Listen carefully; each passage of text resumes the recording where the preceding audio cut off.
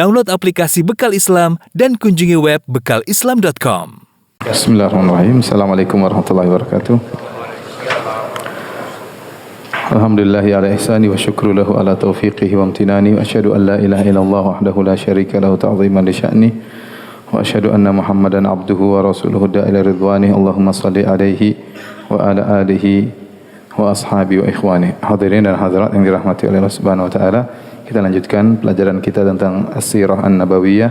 Pada pertemuan lalu telah kita jelaskan tentang orang-orang Yahudi yang mereka sudah mengenal betul tentang Nabi sallallahu alaihi wasallam dan mereka telah menanti-nantikan kedatangan Rasulullah sallallahu alaihi wasallam. Tatkala falamma ja'ahum ma arafu kafaru bih, tatkala datang apa yang mereka tunggu-tunggu, yang mereka nanti-nantikan selama ini, yang mereka bangga-banggakan selama ini, tatkala datang justru mereka kafir kepada Nabi sallallahu alaihi wasallam.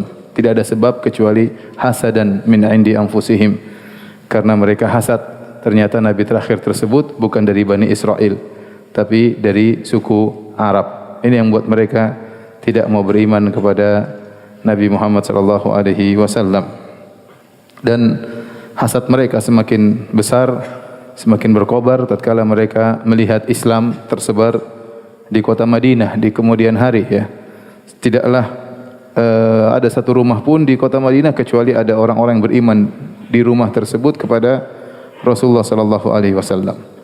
Demikian juga sekelompok orang-orang penduduk Madinah dari suku Aus Khazraj, ada yang tidak mau beriman kepada Nabi sallallahu alaihi wasallam dan mereka juga bergabung bersama orang-orang Yahudi dalam rangka untuk memusuhi Rasulullah sallallahu alaihi wasallam. Secara umum orang-orang Yahudi semua memusuhi Nabi sallallahu alaihi wasallam, tapi di sana ada tokoh-tokoh mereka, ya, yang nanti kita banyak bercerita tentang mereka di kemudian hari, ya. Ya, tokoh-tokoh Yahudi tersebut diantaranya adalah Huyai bin Akhtab, bapaknya Sofiyah radhiyallahu taala anha, kemudian saudaranya Huyai bin Akhtab yaitu Abu Yasir, kemudian Salam bin Mishkam, Kinanah ibn Rabi', kemudian ada namanya Ka'ab bin Ashraf, ya, ini juga ada kisahnya tersendiri, kemudian Ka'ab bin Asad, Amr bin Jahash, Rifa'ah bin Yazid ibn Tabut, ya. Di antaranya juga ada seorang namanya Ibnu Saluba Al-Fatyuni, ya. Dia berkata kepada Nabi sallallahu alaihi wasallam, "Ya Muhammad, ma ji'tana bi syai'in na'rifuhu." Wahai Muhammad, kau tidak mendatangkan kepada kami sesuatu yang kami ketahui. Wa ma anzalallahu 'alaika min ayatin bayyinatin fanatba'aka laha. Dan Allah tidak menurunkan bersamamu satu ayat yang jelas. Yang kalau ayat itu jelas kami pasti ikut engkau, tapi tidak ada ayat jelas tersebut. Maka Allah turunkan ayat membela Rasulullah sallallahu alaihi wasallam, "Wa laqad anzalna ilaika ayatin bayyinat." Sungguh kami telah turunkan kepada engkau wahai Muhammad bukan satu ayat saja, ayatin bayyinat, berayat-ayat yang sangat jelas. Wa ma yakfuru biha ilal fasiqun. Tidak ada yang mengkafiri ayat-ayat tersebut kecuali orang-orang fasik. Kemudian juga misalnya Rafi' bin Huraimilah dan Wahab bin Zaid, dua orang Yahudi ini pernah berkata kepada Rasulullah sallallahu alaihi wasallam, "Ya Muhammad, i'tina bi kitabin tunziluhu alaina minas sama'i naqra'uh." Wahai Muhammad, turunkanlah kepada kami dari langit buku yang kami bisa baca, ya, kitab suci yang dari langit kami baca. Yang kedua, wa fajjir lana anharan natba'uka wa nusaddiquk, dan alirkanlah bagi kami sungai-sungai, ya, agar kami bisa membenarkanmu dan mengikutimu. Maka Allah Subhanahu wa taala menurunkan ayatnya kepada Rasulullah sallallahu alaihi wasallam, "Am turiduna an tas'alu rasulakum kama su'ila Musa min qabl. Wa may yatabaddalil kufra bil imani faqad dhalla sawa'as sabil." Allah menjelaskan, wahai Muhammad, itu kebiasaan orang-orang Yahudi dulu, nenek moyang mereka juga minta yang aneh-aneh kepada Nabi Musa. Ya, maka kata Allah, "Am turiduna an tas'alu rasulakum." Apakah kalian ingin meminta kepada Rasul kalian itu Muhammad sallallahu alaihi wasallam sebagaimana Musa dahulu diminta sebelumnya? Barang siapa yang merubah keimanan dengan kekufuran, maka dia telah tersesat dari jalan yang lurus, ya. Jadi kebiasaan orang Yahudi dahulu minta yang aneh-aneh kepada Nabi Musa alaihissalam. Insyaallah nanti mudah-mudahan pada pertemuan berikutnya kita akan bicara tentang sejarah Yahudi, karena mereka ini kaum spesial, ya, yang harus kita sering berbicara tentang mereka karena sangat berbahaya.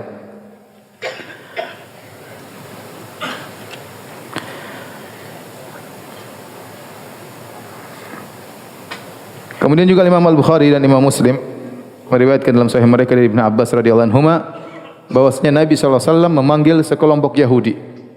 Kemudian Nabi bertanya kepada mereka tentang sesuatu, ternyata mereka tahu jawabannya namun mereka sembunyikan. Lalu mereka mengabarkan kepada Nabi dengan jawaban yang lain. Ya, dan mereka memperlihatkan kepada Nabi bahwasanya mereka ingin dipuji oleh Nabi sallallahu alaihi wasallam karena mereka telah mengabarkan kepada Nabi apa yang Nabi tanyakan. Dan mereka gembira dengan apa yang mereka sembunyikan. Sudah mereka jawabnya salah, ingin dipuji, kemudian mereka bangga dengan apa yang mereka sembunyikan, maka Allah turunkan firman-Nya, "Wa idz akhadallahu mitsaqal ladzina utul kitaba latubayyinunnahu lin-nasi wa la taktumunah." Tatkala Allah telah mengambil perjanjian kepada ahlul kitab, yaitu orang Yahudi, bahwasanya kalian sungguh-sungguh akan menjelaskannya kepada manusia. Yaitu kalian harus menjelaskan tentang kebenaran, tentang Rasulullah sallallahu alaihi wasallam kepada manusia. Wala taktumunah, dan jangan kalian sembunyikan kebenaran. Fanabadhuhu wara'a zuhurihim. Namun mereka membuang perjanjian tersebut di belakang mereka. Mereka tidak menghargai perjanjian mereka yang Allah telah ambil sumpah dari mereka. Washtaru bihi thamanan qalila. Semuanya untuk mendapatkan sedikit dunia. Fabi'sa ma yashtarun. Sungguh buruk apa yang mereka tukarkan tersebut. Adik-adik Ibnu Katsir tatkala mengomentari ayat ini, beliau mengatakan bahawa ini adalah cercaan Allah kepada orang-orang Yahudi Ahlul Kitab. Karena Allah telah mengambil janji dari mereka melalui lisan para anbiya, Nabi Musa dan yang lainnya, bahwasanya kalian harus menyebarkan kepada manusia tentang Nabi terakhir yang akan datang. Harus sering diucap-ucapkan, harus sering diberitakan, supaya orang-orang memiliki persiapan untuk menyambut Nabi terakhir tersebut. Ya, dan ini dilakukan orang Yahudi. Mereka sering sampaikan ini kepada penduduk kota Madinah. Mereka sesumbar akan datang Nabi terakhir yang bersama kami. Kami akan beriman dengan Nabi tersebut. Kami akan mengalahkan kalian. Mereka gembar-gemborkan tentang Nabi ini. Tatkala Nabi tersebut datang, justru mereka yang paling pertama kafir kepada Nabi tersebut. Hanya untuk apa? Ya, untuk washtarau bihi thamanan qalila, untuk mendapatkan sedikit dunia. Ya, untuk mendapatkan sedikit dunia.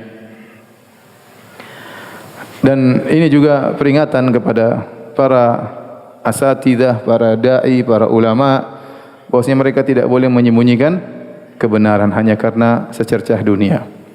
Maka mereka harus menjawab dengan sesuai yang mereka yakini dari kebenaran. Kata Nabi sallallahu alaihi wasallam, "Man su'ila an ilmin fakatamahu uljima yaumal qiyamah bilijamin minan nar."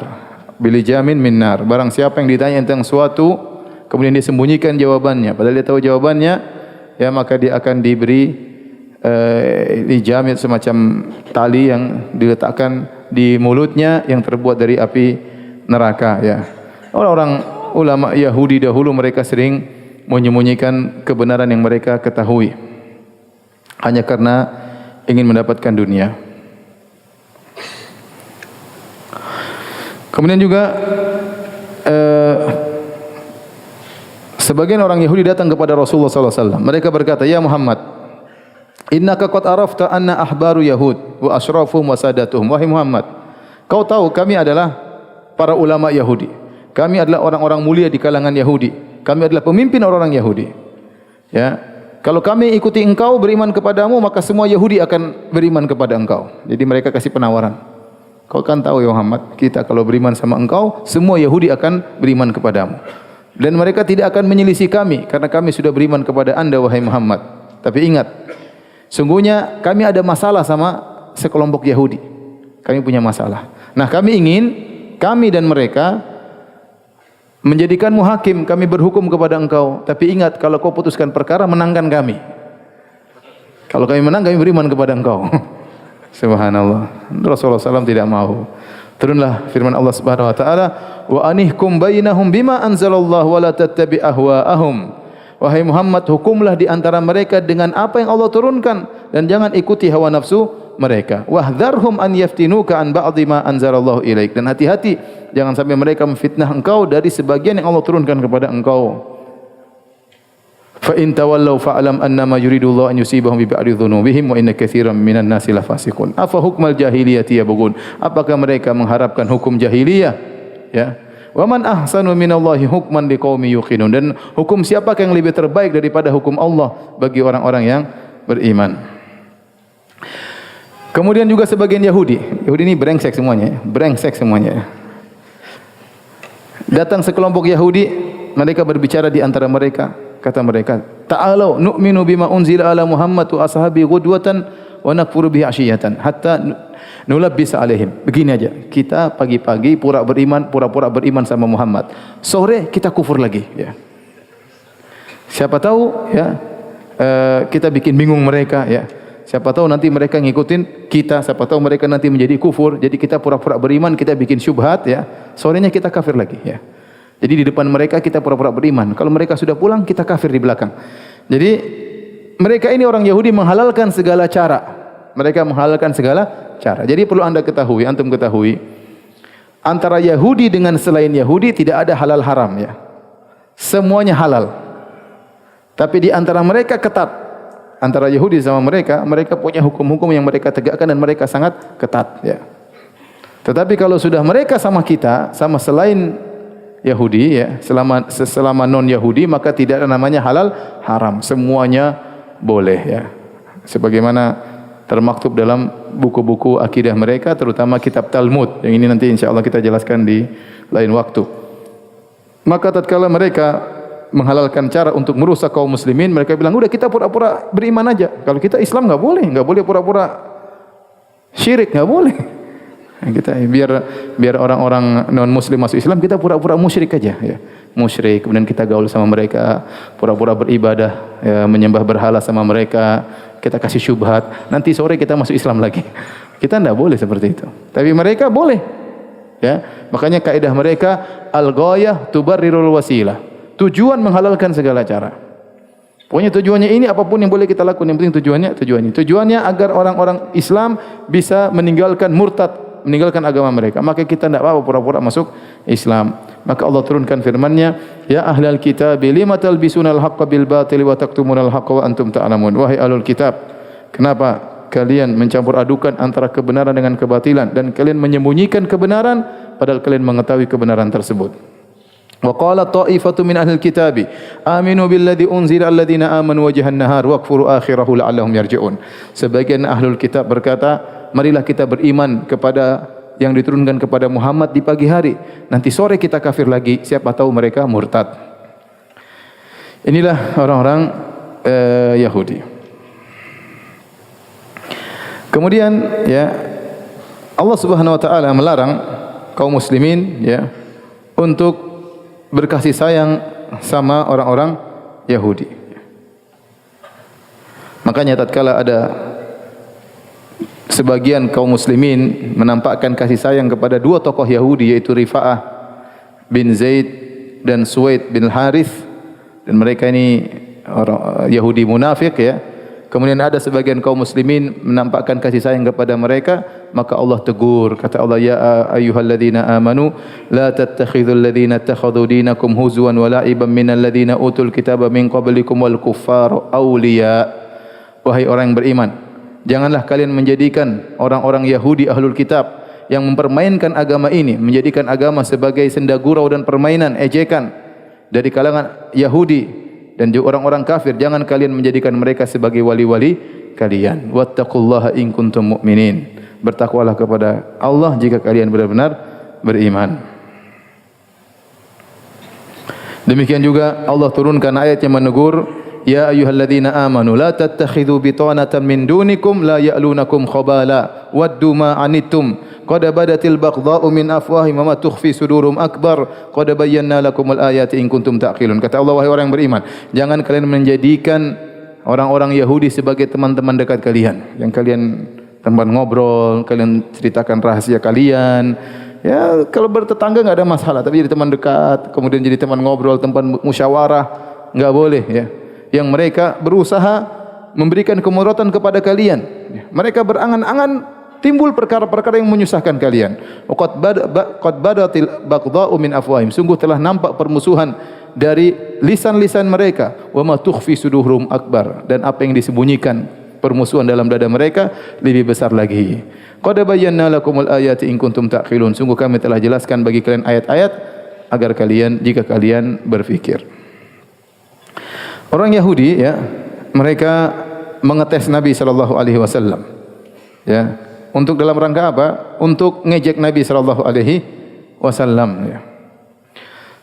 Al-Imam Al-Bukhari dan Muslim meriwayatkan dari Ibnu Mas'ud, beliau berkata, "Baina ana ma'an Nabi sallallahu alaihi wasallam fi harthin wa huwa muttaqi'un ala asibin." Suatu hari aku bersama Nabi sallallahu alaihi wasallam di suatu semacam mazra'ah, kebun ya. Kemudian Nabi sedang bertelekan pada pelepah korma. Idh marral yahud, tiba-tiba sekelompok Yahudi lewat. Faqala ba'dhum li ba'dhin, sebagian mereka bicara. Saluhu anir ruh, tanya Muhammad tentang ruh, tanya. Jadi mereka ingin tanya Nabi, yang Nabi tidak bisa jawab ya. Ya, katanya Nabi enggak bisa jawab, intinya gitulah maksudnya. Tanya dia. Faqalu ma rabakum ilaihi? Apa hajat kalian sama dia? Sudah enggak usah tanya-tanya. Ya. Jangan sampai nanti dia jawab kalian jadi jengkel. Enggak usah tanya. Kata mereka, tanya. Jangan, nanti kalau dia jawab kita jadi enggak enak. Sudah tanya aja. Tanyakan kepada Muhammad tentang ruh. Akhirnya mereka datang. Muhammad, apa itu ruh? Subhanallah. Pertanyaan susah ya. Pertanyaan susah ya. Tentang ruh, siapa yang tahu tentang ruh? Maka Nabi SAW tidak bisa jawab. Ya. Sampai akhirnya turun wahyu kepada Rasulullah SAW. Tatkala turun wahyu, maka Allah mengatakan, wa yas'alunaka 'anir ruh, qulir ruhu min amri rabbi. Mereka bertanya kepada engkau tentang ruh, katakanlah ruh adalah urusanku. Wa ma utitum minal ilmi illa qalila. Kalian tidak diberi ilmu kecuali sangat sedikit. Artinya ilmu yang kalian miliki sangat sedikit, tidak bisa menyingkap hakikat ruh. Tidak bisa. Jadi pertanyaan Yahudi enggak usah dijawab wahai Rasulullah. Karena ruh ini memang tidak ada yang bisa tahu bagaimana hakikat ruh. Sampai kata para ulama, kalau ada 1000 orang berkumpul untuk mendefinisikan ruh, akan ada 1000 pendapat. Karena enggak ada yang tahu ruh itu apa. Dari apa dia terbuat, bagaimana cara masuk ke dalam tubuh manusia. Ya, enggak ada yang tahu. Yang tahu hanya Allah Subhanahu wa taala. Makanya Allah mengatakan, "Wa ma utitum minal ilmi illa qalila." Kalian tidak diberi ilmu kecuali sangat sedikit. Tidak bisa mengetahui hakikat ruh.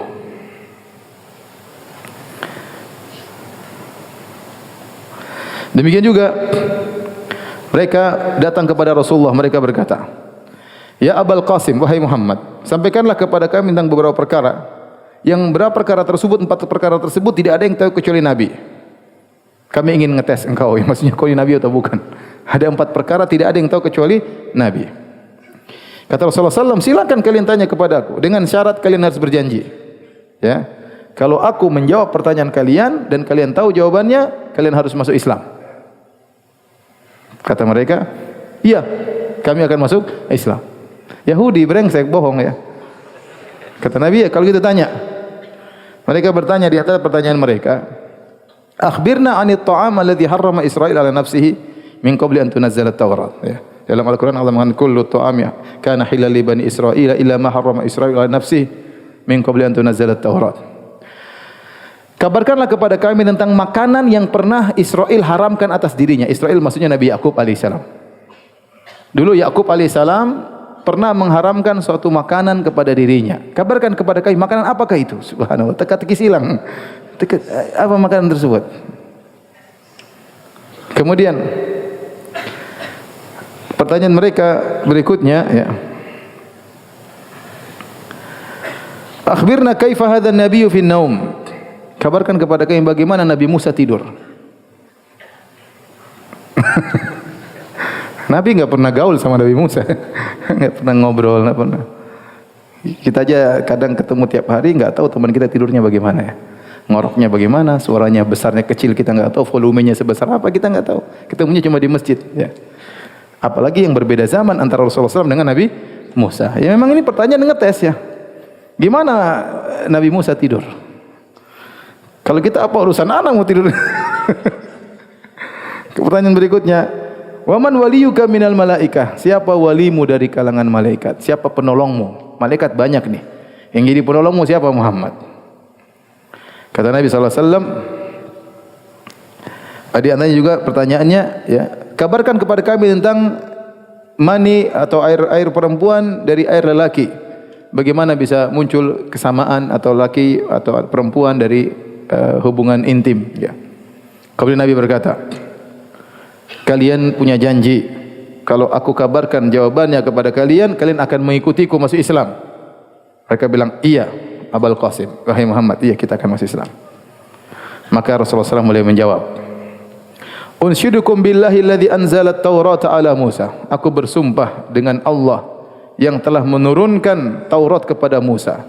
Hal ta'lamuna anna Israila Ya'qub marida maradan syadidan wa tala suqmuhu fanadhara lillahi nadharan la in syafahu Allah ta'ala min sukmihi la yuharrimanna ahabba syarabi ilaihi wa ahabba ta'am ilaihi. Tahukah kalian wahai orang Yahudi, sungguhnya nenek moyang kalian Ya'qub yaitu Israel pernah sakit parah.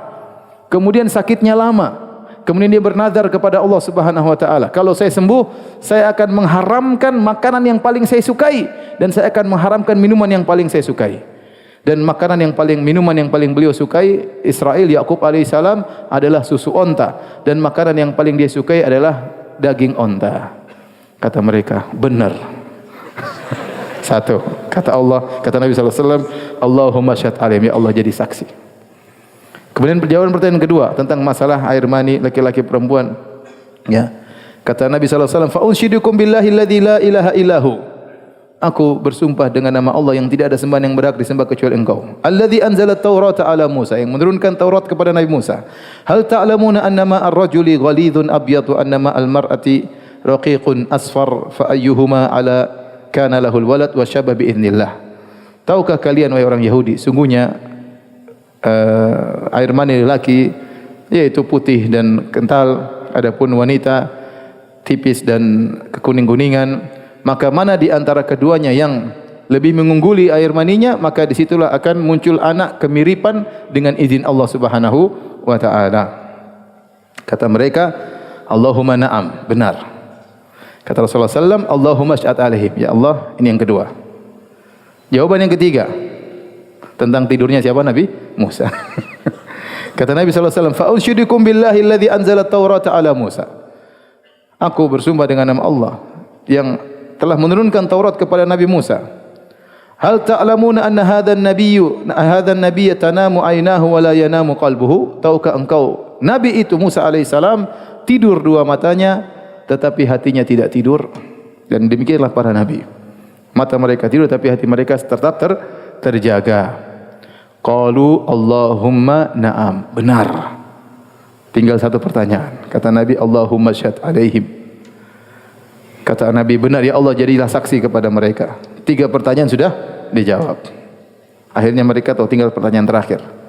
Antal an, kata mereka, wahai Muhammad, sekarang kabarkan kepada kami pertanyaan keempat. Siapa penolongmu dari kalangan para malaikat? Jawaban ini yang terakhir yang penentu. Kita gabung sama engkau atau kita pisah sama engkau? Rasulullah SAW jawab, wali Jibril walam yab'atsillahu azza wa jalla nabiyyan qatila huwa waliyuhu. Penolongku adalah Jibril alaihissalam, dan tidak seorang nabi pun yang Allah utus kecuali penolongnya adalah malaikat Jibril. Kata mereka, inilah permasalahannya. Kami tidak mau sama engkau, ya. Kalau seandainya penolongmu malaikat yang lain, kita jadi teman. Kalau enggak, jadi mereka memang benci sama siapa? Jibril.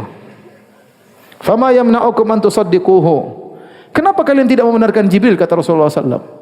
Kata mereka, innahu aduwuna minal malaika. Itu malaikat satu itu musuh kami. Masya Allah. Yahudi kurang ajar, bermusuhan sama malaikat Jibril. Kata Allah turunkan firman-Nya, kul man kana aduwwan li Jibril fa innahu nazzalahu ala qalbika bi idznillah. Barang siapa yang bermusuhan kepada Jibril, sungguhnya Jibril telah menurunkan Al-Quran kepada hatimu dengan izin Allah Subhanahu wa taala. Intinya mereka tidak mau beriman karena jengkel sama malaikat Jibril. Kemudian juga Al-Imam Al-Bukhari, Imam Muslim meriwayatkan dalam sahih mereka berdua dari Abdullah bin Umar radhiyallahu anhuma. Kata Ibnu Umar, orang-orang Yahudi datang kepada Rasulullah sallallahu alaihi wasallam dan mereka menyebutkan ada seorang lelaki di antara mereka berzina dengan seorang wanita. Terang-terangan atau sembunyi-sembunyi? Sembunyi-sembunyi tentunya, sembunyi-sembunyi. Faqala lahum Rasulullah sallallahu alaihi wasallam, maka Rasulullah SAW berkata kepada mereka. Jadi mereka sampaikan kepada Nabi. Kata Nabi, "Ma tajiduna fit Taurati fi sya'nir rajm?" Apa yang kalian dapati dalam Taurat tentang hukum rajam? Ada enggak Taurat sebutin rajam dalam Taurat? nyebut-nyebut rajam. Faqalu, mereka berusaha mengelak seakan-akan tidak ada rajam di Taurat. Kata mereka, nafdhahuhum wa yujladun. Kami kalau ada yang berzina, kami permalukan, yaitu kami taruh hitam-hitam di wajahnya, kemudian kami arak, kami cambuk, ya. Tapi enggak ada rajam, kata mereka. Akhirnya Abdullah bin Salam yang sudah kita ceritakan pada 2 pekan yang lalu, yang pendeta Yahudi yang masuk Islam, ya, dia langsung mengomentari, kata dia, kadzabtum, kalian dusta. Inna fiha rajam, sungguhnya di Taurat ada penyebutan hukum rajam. Fa'atau bit Taurati fanasharuha, lalu mereka datangkan Taurat, mereka buka Taurat. Taurat dulu dibuka lebar. Suruh cek mana rajam. Fa wada'a ahaduhum yadu ala ayatir rajam. Kemudian mereka satunya buka sambil nutup ayat. Situ ada ayat rajam. Enggak ada. Enggak ada. Faqara, mereka baca sebelumnya dan sesudahnya, tidak ada rajam. Kata Abdullah bin Salam, irfa yadak, ente angkat tanganmu. Dia angkat, oh iya ada rajam. Kata mereka, benar-benar Muhammad, ada ayat rajam. Ya emang udah tahu, cuma mereka sembunyi. Kalau udah ketahuan mau apa lagi? Jadi dalam riwayat yang lain mereka datang kepada Nabi SAW, kemudian ada seorang lelaki Yahudi sedang dikasih coretan hitam di wajahnya, ya, mungkin dengan arang, kemudian dicambuk. Kemudian Nabi panggil, ahakada tajiduna hadza zina fi kitabikum? Apakah begini cara hukum had kepada orang yang berzina dalam Taurat? Kata mereka, iya begini Muhammad, memang begini. Ya. Akhirnya Rasulullah SAW bertanya, anshuduka billah alladhi anzala Taurat ala Musa. Panggil ulama kalian. Aku meminta kepada engkau dengan bersumpah dengan nama Allah yang telah menurunkan Taurat kepada Musa. Ahakadha tajiduna hadza zina fi kitabikum? Apakah begini cara menegakkan hukum had kepada orang yang berzina dalam Taurat? Akhirnya dia mengaku, kata dia, la wallahi, tidak begitu. Ya. Yang benar adalah dengan rajam.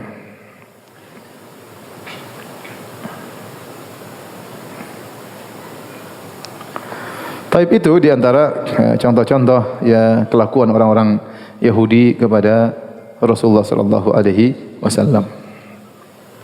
Tatkala Nabi SAW tiba di kota Madinah, ya, tidak semua orang langsung masuk Islam. Sebagian suku Aus dan Khazraj, ya, karena penduduk kota Madinah suku Aus dan suku apa? Al-Khazraj. Tatkala mereka masuk Islam, mereka diberi gelar dengan kaum Ansar, yaitu para penolong. Karena mereka adalah Ansarul Muhajirin, mereka yang telah menolong kaum Muhajirin, ya. Tapi namun tidak semua masuk Islam. Sebagian mereka tetap bertahan dalam kesyirikan mereka, ya. Dan bahkan, ya, sebagian mereka pergi ke Mekah bergabung dengan orang Quraisy, kemudian memprovokasi orang-orang Quraisy untuk menyerang kaum muslimin. Di antara para provokator dari kota Madinah yang memprovokasi orang-orang Quraisy untuk menyerang kaum muslimin adalah Abu Amir Ar-Rahib. Abu Amir Ar-Rahib ini bapaknya Hanzalah Ghusilul Malaikah. Di antara pahlawan Islam sahabat yang meninggal di perang Uhud namanya Hanzalah. Beliau ini waktu ikut perang belum sempat mandi junub, sehingga waktu meninggal dunia Nabi melihat para malaikat memandikannya. Nabi bertanya, coba tanyakan kepada istrinya, ada apa gerangan kok dimandingkan oleh malaikat? Ternyata dia belum sempat mandi junub, dia sudah ikut peperangan, akhirnya mati syahid. Dia mati syahid dan di surga. Bapaknya penjahat besar. Bapaknya penjahat besar, namanya Abu Amir. Abu Amir, yaitu Amr bin Saifi, ya, dari suku Aus, dari suku Al-Aus, ya. Dia ini waktu di zaman jahiliyah dia masuk Nasrani. Kemudian dia membaca Alkitab. Kemudian dia punya ibadah. Orang-orang senang dengan dia karena dia menasihati dan yang lainnya. Sehingga orang banyak mendengarkan wejangan-wejangannya. Tatkala Nabi datang dia hasad. Karena semua orang berpaling meninggalkan dia menuju kepada siapa? Rasulullah sallallahu alaihi wasallam. Tadinya dia yang jadi ustaz, ya. Kemudian datang Nabi sallallahu alaihi wasallam, dia ditinggal, orang-orang pada pergi menuju ke Rasulullah sallallahu alaihi wasallam. Maka dia pun jengkel, dia hasad, kemudian dia pun pergi menuju ke Mekah memprovokasi orang-orang Quraisy, ya, untuk menyerang kaum muslimin.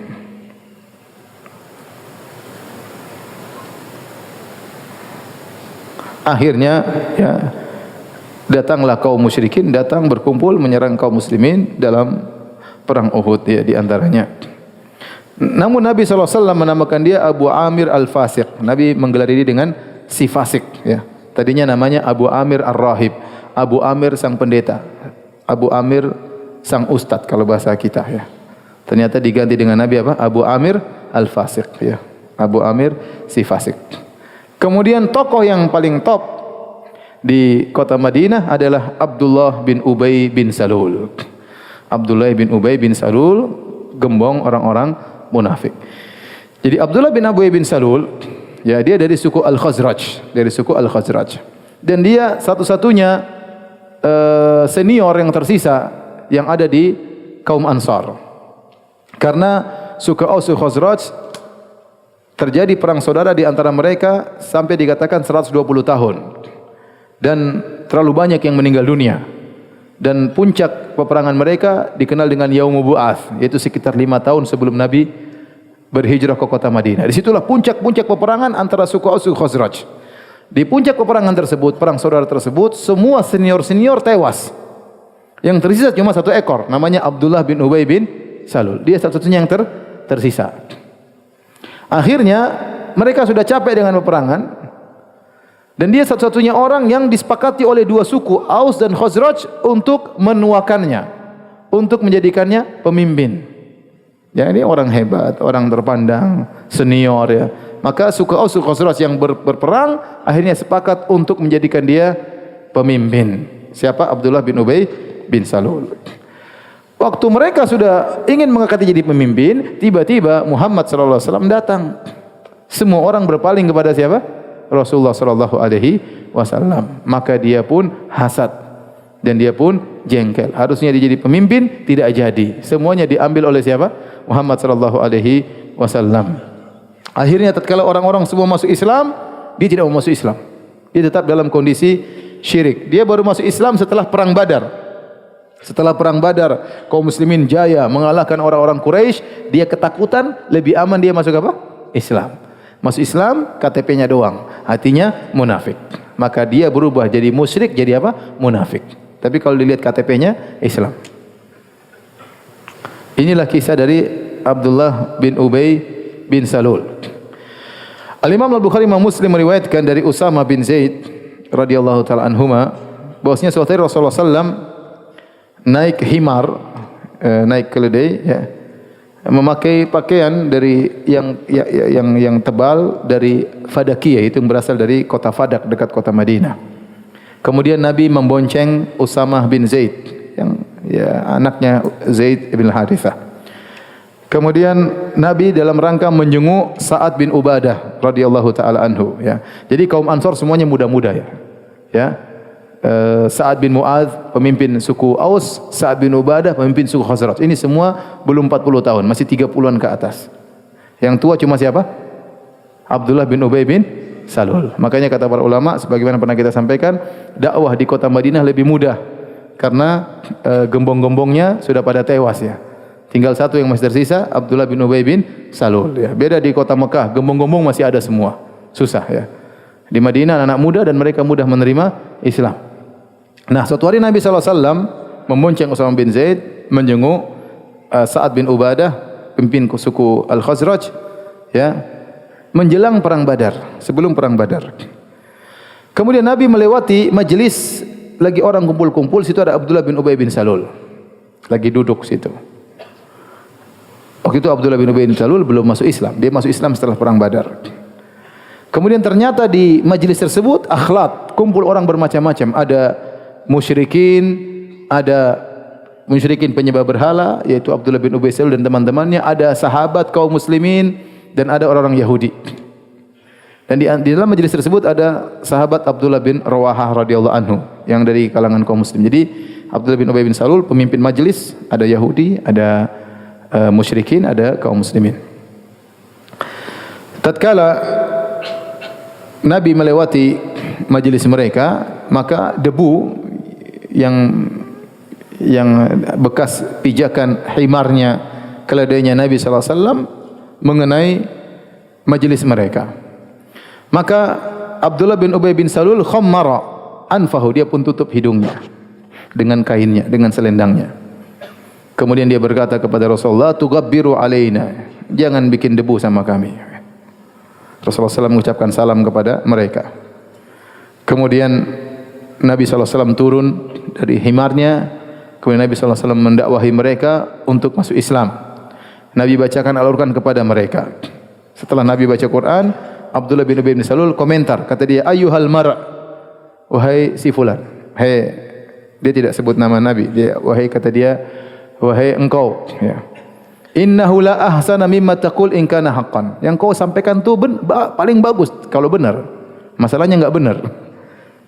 "Fala tu'zina bihi fi majalisina." Jangan kau ganggu kami dengan Al-Qur'an di majelis-majelis kami. Jangan kau ganggu kami. "Irji ila rahlika." Pulang sana ke rumahmu, kata Abdullah bin Ubay bin Salul. Dia orang tua senior. Dia jengkel sama Nabi SAW. Pulang saja ke rumahmu. "Faman ja'aka faqsus alaihi." Sudah kau duduk aja di rumahmu. Kalau ada yang datang, cerita sana, cerita kisah-kisahmu itu. Ya, tapi jangan ganggu kami dengan cerita-ceritamu. Abdullah bin Rawaha ada di situ dan dia sahabat. Dia mengatakan, "Bala ya Rasulullah, faqsina bihi fa majlisina, fa inna nuhibbu dzalik." "Dah ya Rasulullah, cerita aja. Kita ingin dengar ceritamu." Akhirnya terjadi pertengkaran di antara mereka. Kaum muslimin, kaum musyrikin, Yahudi ribut. Kaum muslimin bela Nabi. Musyrikin sama Yahudi ngantem Nabi SAW. Sampai hampir mereka bertengkar. Satu bela Nabi, satu membenci Nabi SAW. Akhirnya Nabi suruh mereka diam. Falam yazal Nabi SAW yukhfidhuhum. Rasul bilang, sudah berhenti. Sampai semuanya terdiam. Setelah semua terdiam, Nabi pergi. Nabi naik lagi himarnya, kemudian sampai kepada Sa'ad bin Ubadah, lagi sakit. Kata Nabi SAW kepada Sa'ad bin Ubadah, Nabi sedih mendengar perkataan Abdullah bin Ubay bin Salul. Kata Nabi, "Ya Sa'ad, alam tasma' maqala Abu Hubab?" Ya Sa'ad, tidak kau dengar apa yang diucapkan oleh Abdullah bin Ubay bin Salul? Qala kadza wa kadza. Tadi dia bilang begini. Rasulullah sampaikan. Maka Sa'ad nasihati Nabi SAW atau menyampaikan pendapat dia. Sa'ad berkata, "Ya Rasulullah, u'fu anhu wasfah anhu." Ya Rasulullah, maafkanlah Abdullah bin Ubay bin Salul. Lapangkanlah dadamu terhadap Abdullah bin Ubay bin Salul. "Walladzi anzala 'alaikal kitab." Demi Allah yang menurunkan Al-Qur'an kepadamu. "Laqad ja'a Allahu bil haqqil ladzi anzala 'alaik." Sungguh Allah telah mendatangkan kebenaran melalui engkau yang Allah turunkan kepadamu. "Wa laqad istalaha ahlu hadhil buhairah ala an yutawwijuhu fayu'assibunahu bil isabah." Sungguh kami ini suku Khazraj penduduk kota Madinah, kita sudah sepakat untuk menjadikan dia pemimpin sebenarnya. Sebelum kau datang wahai Muhammad, wahai Rasulullah SAW. "Falamma aballahu dzalika bil haqq alladhi a'taka Allahu syarika bidzalik." Tatkala Allah mengirimkan engkau membawa kebenaran, tidak jadi. Akhirnya dia kayak keselak sini, jengkel. Kata siapa namanya? Kata Sa'ad bin Ubadah. "Fadzalika fa'ala bihi ma ra'ait." Karena itu dia ngomong begitu sama engkau wahai Rasulullah. Fa'afa anhu Rasulullah sallallahu, maka Nabi pun maafkan siapa?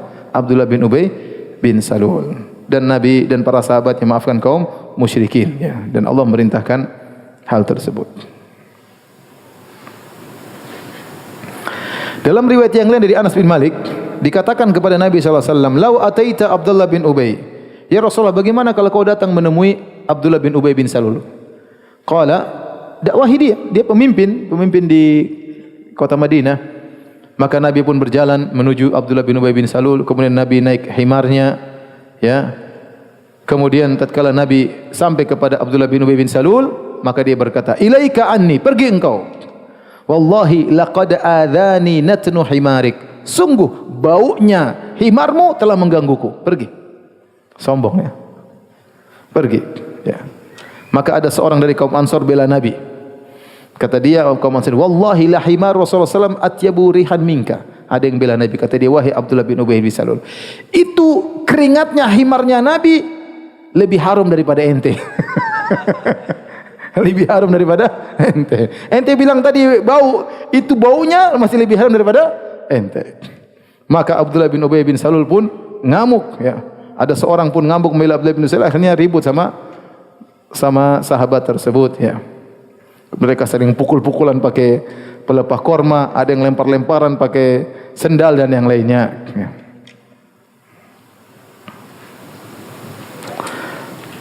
Baik. Tatkala orang-orang Quraisy mengetahui ya orang-orang musyrikin yang masih ada di kota Madinah benci dengan Rasulullah sallallahu alaihi wasallam, maka ini dijadikan kesempatan oleh orang Quraisy Mekah untuk memanfaatkan mereka untuk memusuhi Nabi sallallahu alaihi wasallam. Maka mereka pun kirim surat kepada Abdullah bin Ubay bin Salul, ya. Jadi yang orang musyrikin yang tersisa, ya. Kemudian mereka menulis, kata mereka, wahai Abdullah bin Ubay bin Salul dan para pengikutnya, sungguhnya kalian telah menaungi musuh kami Muhammad, ya. Kami bersumpah dengan nama Allah, kami akan menyerang kalian. Kami akan menyerangnya Muhammad tersebut, atau kalian usir dia. Sungguh kami akan berjalan menuju kalian, ya. Kalau kalian tidak mengusir dia, kami akan menyerang kalian. Ini ancaman dari orang-orang Quraisy. Jadi mereka tulis surat, ente semua sudah naungi Muhammad, sekarang usir dia dari negeri kalian. Kalau tidak, kami akan datang, kami serang kalian juga sekalian. Akhirnya tatkala sampai kabar ini kepada surat tersebut kepada Abdullah bin Ubay bin Salul, maka mereka pun berkumpul. Sudah, kita berkumpul. Gimana kalau kita serang Muhammad sallallahu alaihi wasallam? Ternyata mereka sedang rapat, Nabi datang kepada mereka. Nabi bilang, kayaknya ancaman Quraisy telah menakuti kalian. Nabi ternyata sudah tahu apa yang mereka rencanakan. Akhirnya mereka pun tercerai-berai, enggak jadi nyerang Rasulullah sallallahu alaihi wasallam karena rencana sudah ketahuan. Namun sejak saat itu, ya, maka Rasulullah sallallahu setiap tidur maka ada sahabat yang menjaga Nabi sallallahu alaihi wasallam, ya. Selalu ada yang menjaga Nabi sallallahu alaihi wasallam karena dikhawatirkan ada di antara orang-orang musyrikin tersebut yang masih di kota Madinah akan menyerang Rasulullah sallallahu alaihi wasallam. Kemudian sebagian sahabat berkata, fabaina nahnu kadzalik sami'na khashkhashata silah. Tatkala kami sedang berjaga begadang menjaga Nabi sallallahu alaihi wasallam, tiba-tiba kami mendengar bunyi pedang, ya, pedang. Kemudian Nabi bertanya, "Man hadza? Siapa ini? Kau ada bunyi pedang?" Maka Sa'ad bin Waqqas berkata, "Sa'ad bin Abi Waqqas. Aku Sa'ad bin Abi Waqqas yang datang membawa pedang." Kata Rasulullah sallallahu alaihi wasallam, "Ma ja'a bika? Apa yang buat kau datang kemari?" Kata dia, "Waqa'a fi nafsi khaufun ala Rasulillah faji'tu ahrusuhu." Terbetik dalam hatiku kekhawatiran terhadap Nabi, maka aku pun datang untuk menjaganya. Maka Rasulullah SAW pun mendoakan Sa'ad bin Abi Waqqas radhiyallahu taala anhu. Baik, azan aja dulu. Kalau ada yang bertanya saya persilahkan.